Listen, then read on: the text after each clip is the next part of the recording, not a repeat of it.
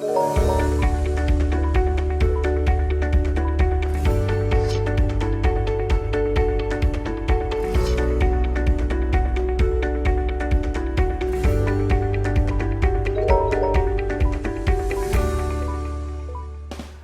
estamos começando o programa Trocando Ideias. Este é um programa feito aqui na Luz para o Caminho, um programa da Igreja Presbiteriana de Pinheiros, uma igreja que tem sido uma grande bênção na cidade de São Paulo, no estado de São Paulo, no Brasil e no mundo. Esta promissora igreja é pastoreada pelo reverendo Arival Dias Casimiro, um amigo muito querido, e eu tenho o privilégio de estar do lado dele como seu pastor colaborador. Esta é uma igreja para você, uma igreja para sua família, uma igreja que cuida de gente, que prega com fidelidade a palavra de Deus, uma igreja que tem abençoado muitas pessoas.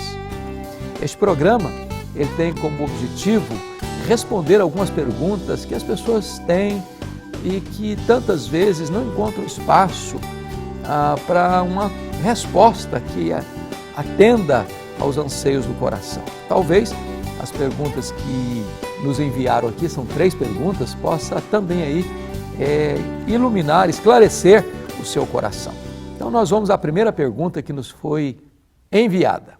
A pergunta é a seguinte: pastor, se a salvação é pela graça, conforme a Bíblia diz, pela graça mediante a fé em Jesus Cristo, o que Jesus quis dizer quando disse que no dia do juízo final, ele lançará no inferno aqueles que não forem visitar os enfermos, os presos, e não serviram aos necessitados? Isso não seria salvação pelas obras? Bom, a sua pergunta é muito importante. Importante porque você destacou com certeza e com exatidão que a salvação é pela graça, mediante a fé em Jesus Cristo. Nós não somos salvos por aquilo que nós fazemos para Deus.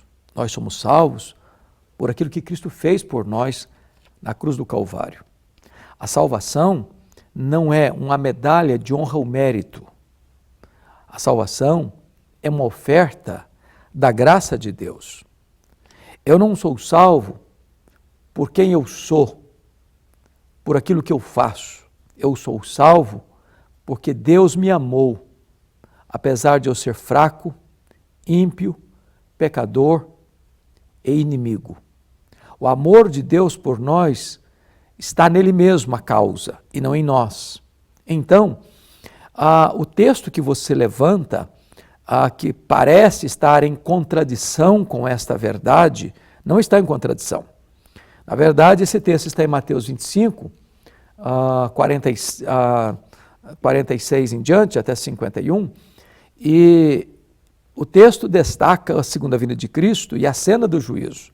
E Jesus pinça apenas os pecados de omissão. Estive com fome, não me deste comer, com sede, não me deste beber, nu e não me vestiste, preso, não fostes ver-me, doente, não me visitaste, forasteiro e não me abrigaste.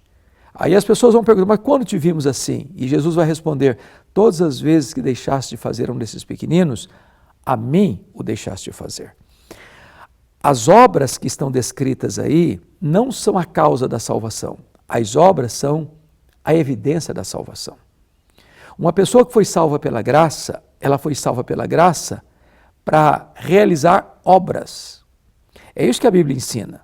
Pela graça sois salvos, mediante a fé, isso não vem de vós, é dom de Deus, não de obras para que ninguém se glorie, pois fomos criados em Cristo Jesus para as boas obras, as quais Deus de antemão preparou para que andássemos nelas.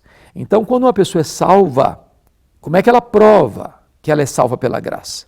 É mediante as suas obras. Não há contradição entre graça e obras. Quando a Bíblia trata da causa da salvação, é a graça. Quando a Bíblia trata do resultado da salvação, são as obras. Então, nós somos salvos pela graça para as boas obras. Uma pessoa que se diz salva, mas ela não pratica boas obras, é porque ela está dando evidências de que nunca foi salva pela graça. Então, é muito importante que isso fique absolutamente claro do ponto de vista da cena do juízo final, está escrito em Apocalipse capítulo 20, 11 até o versículo 15, que os livros serão abertos e nós seremos julgados segundo o que estiver escrito nesses livros. E claro que pelas obras, o que está escrito nos livros, as nossas palavras, as nossas ações, as nossas omissões, os nossos pensamentos, ninguém pode ser salvo. Por isso, um outro livro será aberto, o livro da vida do Cordeiro. Se alguém não foi encontrado com o nome no livro da vida do Cordeiro, esse será lançado no lago de fogo. Agora, se alguém foi encontrado com o nome no livro da vida do Cordeiro, esse vai entrar na bem-aventurança eterna.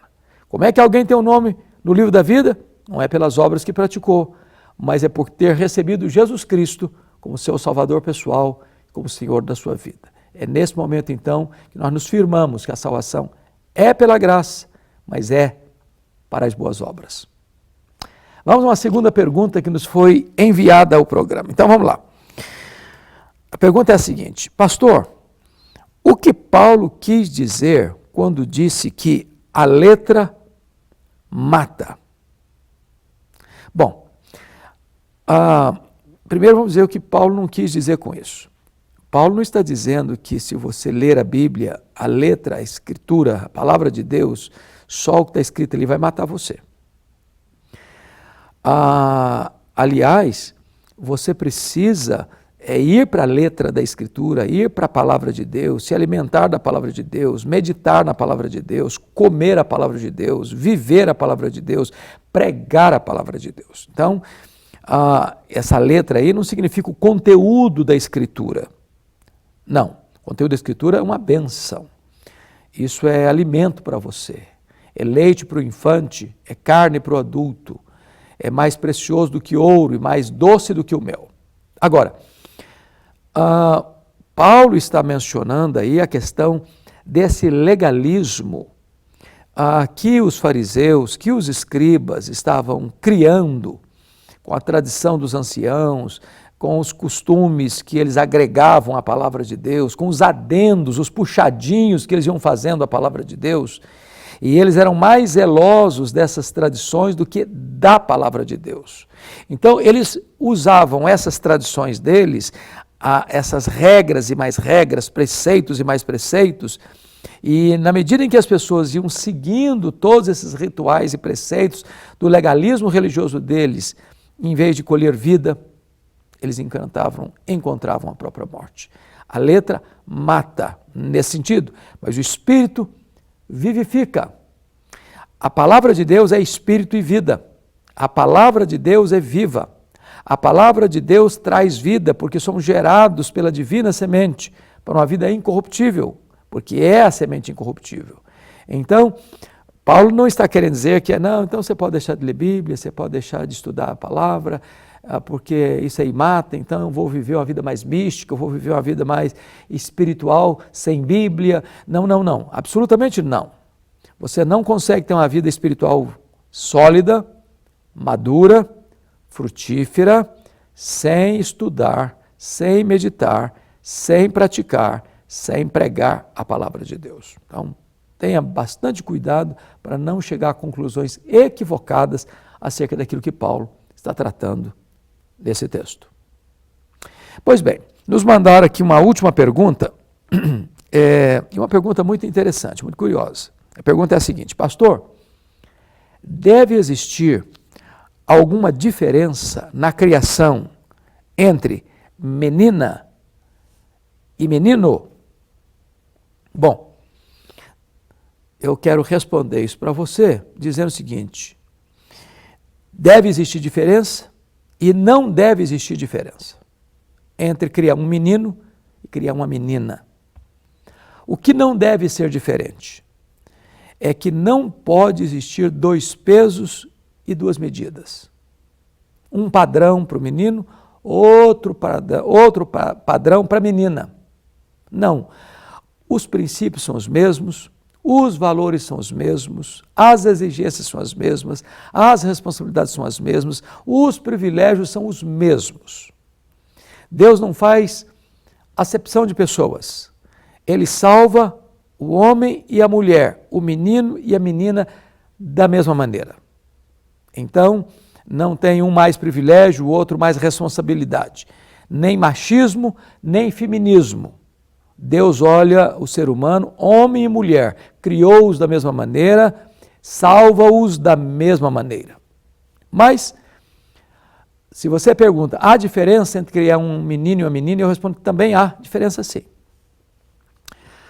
A Bíblia nos ensina que nós devemos tratar as mulheres, e isso desde a infância, como um vaso mais frágil, tendo consideração. Então, não é que a mulher é mais frágil do ponto de vista da sua compleição emocional, moral, espiritual. Aliás, a mulher tem mais capacidade de suportar sofrimento do que o homem. Ela não é o sexo mais frágil, ela é o vaso mais frágil. Significa que quando Deus criou a mulher, tirou-a da costela do homem. Não tirou dos pés para ser subjugada, não tirou da cabeça para comandá-lo, tirou da sua costela, do seu lado, para estar do lado dele, pertinho do coração, para ser o centro dos seus afetos, debaixo do seu braço, para ser por ele amparada. Um homem deveria tratar sua esposa com mais dignidade, com mais respeito, com mais doçura. Um pai, uma mãe, deveria já lidar com a sua menina, com a sua filha, com a sua criança, com a sua adolescente, com a sua moça, também com esse sentimento de sensibilidade, de um vaso mais frágil, nesse sentido de ser mais sensível, que precisa de mais delicadeza, de mais cuidado. É por isso que 1 de Pedro 3,7 diz que o marido deve viver a vida comum do lar, tratando a sua esposa com honra, como um vaso mais frágil, porque os dois são herdeiros da mesma graça de vida, para que não sejam interrompidas as suas orações. Então, a menina é menina, menino é menino, brinquedo de menina é boneca, brinquedo de menino não é boneca. Menina veste vestidinho, rapaz veste uma bermudinha e uma calça. Nada de botar vestido em menino, nada de botar a boneca na mão de menino. Nós precisamos entender que Deus criou macho e criou fêmea, criou o gênero masculino e criou o gênero feminino. E essa diferença, ela é vital. Ninguém nasce coluna do meio, ninguém nasce sem definição sexual. Se nasce macho, se nasce fêmea, se nasce homem, se nasce mulher. E todo o percurso da educação precisa respeitar essas características que o próprio Criador estabeleceu. Pois bem, estamos encerrando o nosso programa, mas nós voltaremos para responder outras perguntas. Agora, meu convite a você a ir fazer uma visita na Igreja Presbiteriana de Pinheiros. Estamos lá esperando você. É uma igreja para abençoar a sua vida, para abençoar a sua família. Conto com você. Deus abençoe. Um grande abraço.